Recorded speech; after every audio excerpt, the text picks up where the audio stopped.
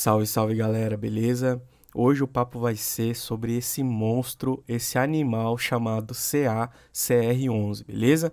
Ontem aí eu trouxe para vocês os fundos, né, que tem a sua data com, a sua data corte como último dia útil do mês e trouxe especificamente três que me surpreenderam positivamente, né?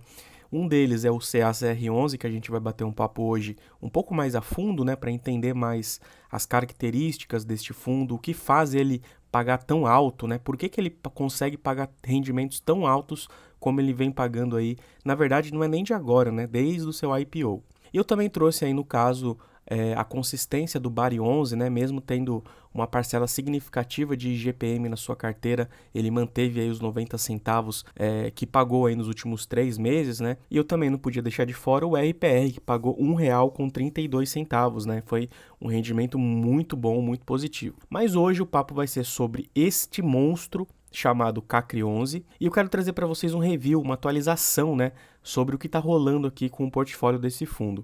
Eu já trouxe ele aqui no canal, acho que uns 2 ou 3 meses atrás, mas eu acho legal, justamente por essa consistência que ele vem apresentando, trazer algumas atualizações aqui para vocês, beleza?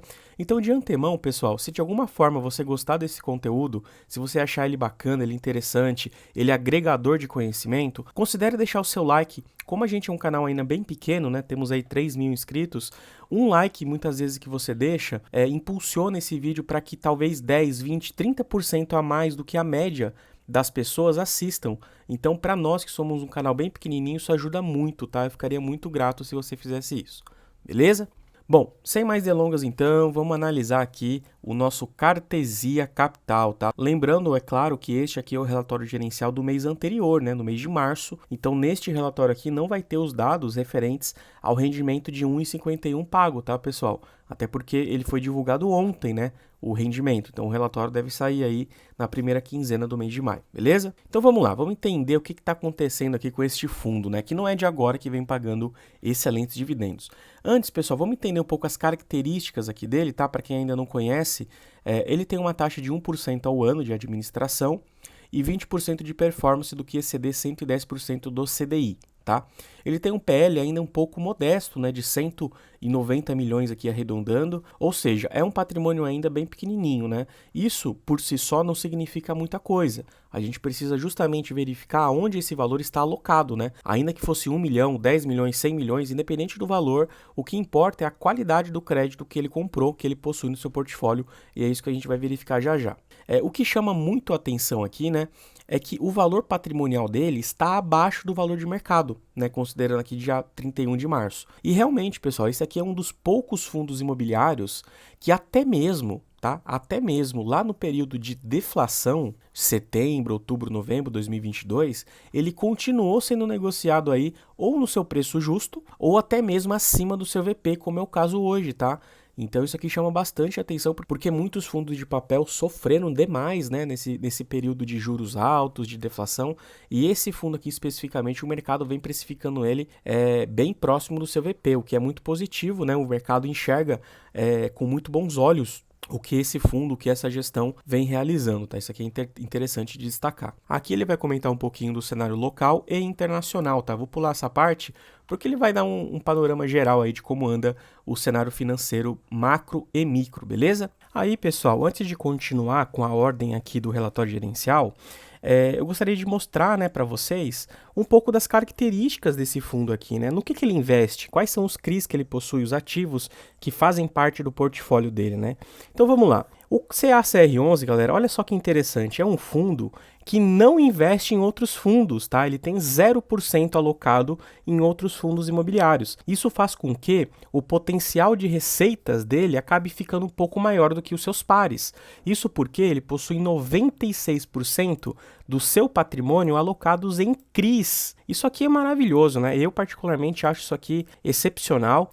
Entendo sim que o fundo, quando investe em outros fundos, ele busca aí uma alocação tática, muitas vezes o fundo está descontado, ele pode negociar e conseguir uma receita interessante aí, né, de capital, mas eu particularmente, né, o Ian aqui, investidor, eu gosto de fundos de papel que só tenha papel, e esse aqui é um dos poucos que eu me recordo que só tem papel, tá? Então aqui é um puta de um ponto positivo na minha concepção para o CACR11. E tenho certeza que isso aqui contribui para os altos rendimentos que ele vem distribuindo, tá? E perceba que ele tem 3,77%, né, em caixa e aplicações financeiras, aí rendendo um pouquinho aí, surfando no CDI um pouquinho alto, né? E olha só que coisa absurda, pessoal. Um dos grandes motivos que faz com que esse fundo aqui também pague altos rendimentos, né? Veja só, ele é um fundo de inflação, né? Veja que ele tem 83% em IPCA e apenas 17% em CDI. E veja só a taxa média de juros de IPCA deste fundo, 13,10%, tá? IPCA mais 13. Gente, eu não me recordo de um cupom tão alto como este daqui, tá? Se ele não for o fundo com a maior média aqui de cupom, ele com certeza tá entre os 3 maiores aí, tá? Isso aqui é impressionante, né? Já comentei em vários vídeos para vocês que, se por um lado a gente fica feliz porque isso aqui aumenta o rendimento do fundo, por outro lado a gente tem que sempre ficar de olho, né? Sempre acompanhar isso daqui, porque a tendência é que esses fundos com taxas mais altas tenham aí inadimplência, né? Porque pensa, o devedor de um CRI com uma taxa de juros de IPCA mais 13% ao ano, ele deve sofrer bastante para pagar, né? Porque não é um juros bem alto. Então, assim, a gente precisa sempre ponderar essas duas situações, né? Para que a gente consiga equalizar o risco e retorno, beleza? E a taxa de juros do CDI, né, desses 17% aqui que ele tem em CDI, é de 7,22% ao ano, que também é bem expressivo, tá? Então veja que esse rendimento distribuído por ele de R$ 1,51, né, anunciado na data de ontem, se justifica muito por conta desse alto cupom que ele possui, tá bom? Bom, continuando aqui, pessoal, antes da gente voltar para a ordem natural aqui do relatório, tá? Porque eu quis trazer primeiro aqui a composição, né, para você se situar, você que não conhece ainda o fundo, se situar sobre o que esse fundo aqui investe. Então veja, este fundo aqui, vocês lembram que eu comentei agora há pouco, ele tem um patrimônio líquido ainda pequeno, tá? Então, muito por conta disso, ele tem poucas operações, ele tem apenas 19 CRIs, tá? Então, assim, é algo que a gente tem que sim ficar bem atento, porque quando o portfólio é pequeno, significa que o peso que cada uma das operações possuem perante o total acaba sendo mais alto. Então, caso alguma operação aqui venha ficar inadimplente, a tendência é que haja um impacto maior na distribuição do rendimento, tá? E é algo que nós cotistas, claro, não queremos. Porém, isso aqui não é uma culpa exatamente do fundo, porque é um fundo que tem um patrimônio líquido pequeno mesmo. Então, ele carece aí de novas emissões. Acredito até que venha a ocorrer aí nesse ano ainda, muito por conta dele já estar sendo negociado acima do seu VP, né, o que faria sentido. E aí, né, perante novas emissões, nós temos que acompanhar se ele vai conseguir adquirir outros CRIs tão eficientes como esses, né, com taxas bem interessantes, a fim de mitigar, a fim de pulverizar essa carteira dele com o intuito de ter um impacto menor em caso de inadimplência, tá? Então, é algo que a gente precisa ficar de olho. Eu acabei destacando essas duas operações, pessoal, só para que vocês tenham ideia, por exemplo, nessa aqui de baixo, né, do peso que ela tem perante todo o PL, é de 11,68%. Então, se essa operação aqui vier apresentar algum problema, perceba que o impacto nas receitas do fundo será altíssimo, tá? E, por consequência, o valor distribuído também. Por outro lado, ela tem uma razão de garantia, um LTV, baixíssimo, tá? Isso aqui significa que existem as garantias dentro dessa operação. Então, se ela de fato apresentar algum problema, o fundo está, entre aspas, aí, resguardado, né? Não há possível execução para reaver esse dinheiro que foi alocado. Bom, agora voltando, pessoal, para a ordem natural aqui do relatório, aqui embaixo eu fiz alguns destaques bem interessantes, tá? Importantes que você entenda. Esse fundo aqui, ele tem um IPCA acruado, não caixa, né, que ainda não entrou no caixa, ou seja, que está incorporado no seu valor patrimonial de R$ 3,61 por cota, tá? É um valor bem alto, inclusive, de inflação acruada, né?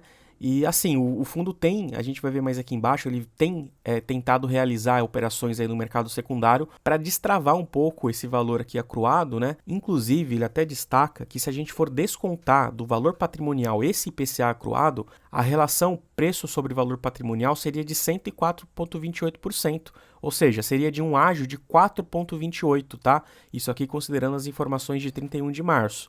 Perceba que esta relação no final de março foi muito próxima do preço justo, né? Com um ágio aí de 0,68%.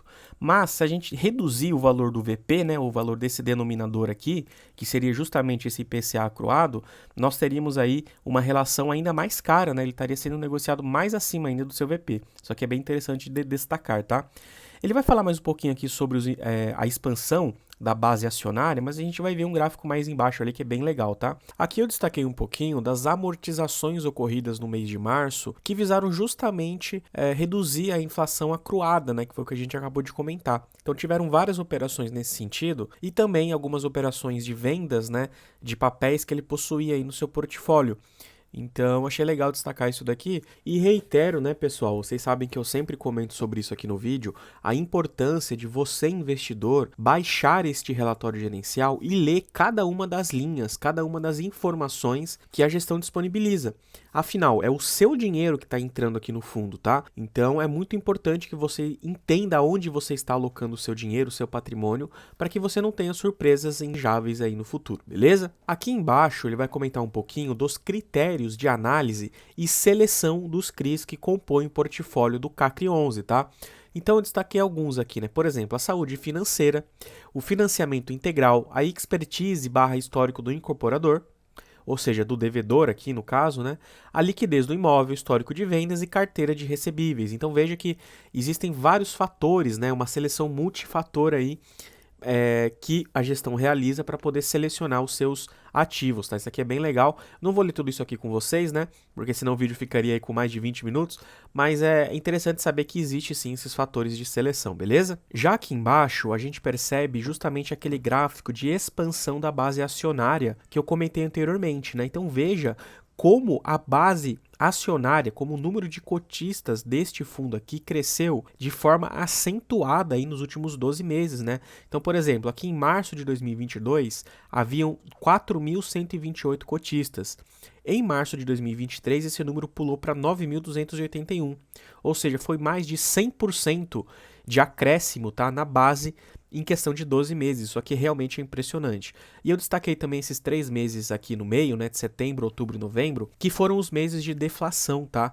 E perceba que mesmo nos meses de deflação, o fundo continuou aí crescendo a sua base acionária, tá? Ou seja, no pior cenário possível, o fundo se manteve mais do que resiliente, tá?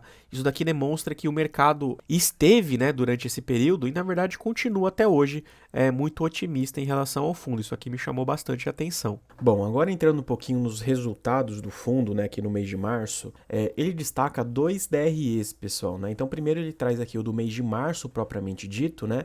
E aqui embaixo ele vai trazer o mês de março comparado com os 2 últimos meses. Vocês sabem que eu gosto muito quando essa comparação é de pelo menos dos últimos 6 meses, né? Porque facilita para nós investidores compararmos a performance do fundo, né? Mas voltando aqui para a primeira tabela, uma outra coisa que me chamou bastante atenção é a preocupação da gestão em explicar para o novo investidor, né, como que é feita a distribuição. Isso porque, né, é sabido que o mercado de fundos imobiliários tem crescido aí exponencialmente nos últimos anos, então existem muitos novos investidores que não sabem como é feita essa distribuição.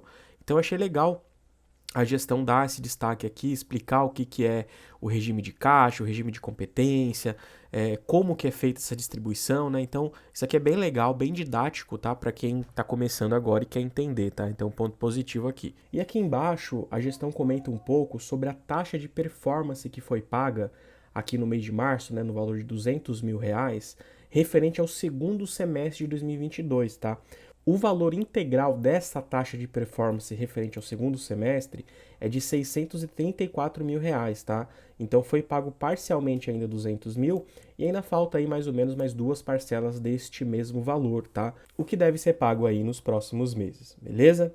E aqui embaixo, como eu já comentei com vocês, né, ele traz o comparativo dos últimos 3 meses. O que me chamou bastante atenção é que a receita de juros no mês de março ficou bem abaixo das receitas que ele vinha tendo, né, em janeiro e fevereiro. Veja, caiu de 2,2 milhões foi para 2,3, né? E aí caiu para 1,6, ou seja, ele sofreu bastante aqui, teve uma queda bem acentuada das receitas, tá? E além disso, ele também teve um acréscimo das despesas, veja, 386 mil contra 186 do mês anterior e 191 de janeiro, tá? Isso por conta, claro, da taxa de performance aqui de 200 mil reais. Mas o que chama atenção é que ele teve uma receita menor, ele teve uma despesa maior, mas mesmo assim ele manteve uma distribuição de R$ 1,44, né? Isso é bem legal, né? Claro, a gente percebe que ele também utilizou aqui parte do caixa que ele possuía, né? 15 centavos aqui por cota para poder atingir este valor de dividendo, mas isso mostra uma resiliência bem grande, né? E eu estou bem curioso, na verdade, para verificar qual vai ser o valor das receitas aqui do mês de abril, né? Para verificar se ele vai voltar aí para o patamar de 3 bilhões, mais ou menos, né? Ou se ele vai manter essa média de 2,7, 2,6 aqui de janeiro e de março, tá? Isso aqui é bem importante da gente verificar nos próximos meses. Aqui embaixo tem um gráfico bem interessante, né? Alguns fundos costumam apresentar essa informação, nem todos. E eu acho bem legal, porque fica bem didático. Veja, a gente consegue verificar todas as entradas e saídas do caixa do fundo. Então, inclusive com a referência, né, de qual é a operação, qual é o CRI, qual é o ativo que está gerando essa receita ou essa despesa. Veja que eu destaquei aqui, né, a retirada de 15 centavos aqui do caixa, que ele optou por utilizar aí no mês de março para manter esse patamar alto de distribuição, né, de R$ 1,44. Veja que mesmo se ele não utilizasse essa reserva, nós teríamos uma distribuição de R$ 1,29, né, o que é bem legal também, bem interessante. Não seria nenhum absurdo o fundo distribuir isso, mas o fundo acabou optando aí para utilizar esses 15 centavos, tá? E para finalizar o vídeo, pessoal, esse gráfico aqui também é bem legal, que ele soma, né, cada uma das composições das receitas distribuídas. Então a gente tem aqui o total de juros, de amortização, de renda fixa, de negociações do mercado secundário, né, e da utilização aqui da reserva de lucros que a gente acabou de comentar. E é isso, pessoal. Eu acho que deu para conhecer bastante aqui do fundo, do relatório gerencial, das principais informações, né? A gente já comentou aqui no comecinho do vídeo sobre as características aqui do portfólio, né? Do número de CRIs também.